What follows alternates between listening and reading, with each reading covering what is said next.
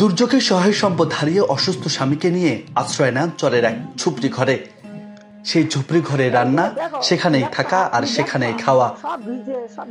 শারীরিকভাবে অসুস্থ স্বামীকে ভর করে থাকতে হয় স্ত্রীর উপর। বাড়ির কর্ত্রীর কষ্টের বিনিময়ে জোটে তাদের এক মুঠো ভাত। বলছি সাতক্ষীরা জেলার শ্যামনগর উপজেলার কলাবাড়ি জেলে পল্লীর বাসিন্দা পলদাসের কথা।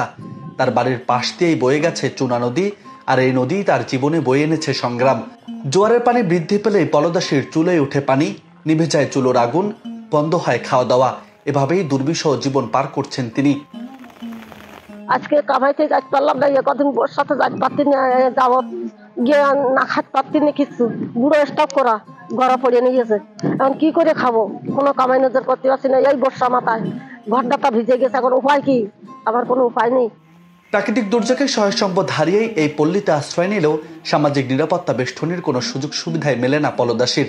স্থানীয় জনপ্রতিনিধিদের সাথে একাধিকবার যোগাযোগ করেও ভাগ্যে জোটেনি কিছুই। আর কি দেখবা, সব ভিজে গেছে। তবে বৃদ্ধ বয়সে একটু প্রশান্তি চান পলদাসী। স্বপ্ন দেখেন সরকারি সহযোগিতার, সরকারের পুনর্বাসনের আওতায় নিরাপদ স্থান চান তিনি। আমার একটুখানে কুড়ে ঘরে থাকি, একটুখান ঘরে থাকি, খাই উঠি সব করি। এখন সেই ঘরটা ভিজে একদম ইয়ে হয়ে গেছে, ওই উড়ির মধ্যে থাকি। কি করব, আমার আর সম্বল নেই, তো কোনো সম্বল আমার নেই।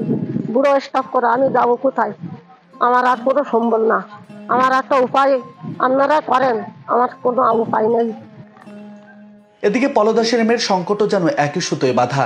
নদীর ধারে দুর্বিষহ জীবনের করুণ চিত্র যেন হার মানাচ্ছে মানবতাকেও। আমরা এই দুর্যোগের সময় এখন তো কোনো আয় করতে পারছিস না, এখন না খেয়ে জীবন করতে হচ্ছে। এখন তো মোটেই ইনকাম নেই, এখন সবসময় ঝড় বৃষ্টি নেমে আছে, মানে ঘর দরজা শত ভিজে কাদা, তাই আমরা নদী থাকেই হবে। আর জোয়ার উঠলে এই বান্দায় বসে ভাত পদ্ধতি আয়। এই বাইরে বাদায় এখন ধরো কাজ নেই, কাম নেই, সবসময় নিরুপায় এখন বসে আছি। এখন খাবো কি? খাবার মতন এখন কিছু নেই। মনে করে আয় রোজগার করবে, এখন ধরো বৃষ্টি বাদলা আসছে, এখন কোনে যাবে আয় রোজগার করতে? বর্ষা মাথায় সবাই আমরা বাড়ি এই গোটো মোটোই বসে রয়েছি। জেলেপল্লীতে বসবাস করা বেশিরভাগ মানুষের জীবন সংগ্রামের গল্প ঠিক পলদাসীর মতোই। একবেলা আহারের জন্য যেমন পানির সাথে যুদ্ধে নামে তারা, তেমনি সামাজিক নিরাপত্তার জন্য সংগ্রাম করে যুগের পর যুগ।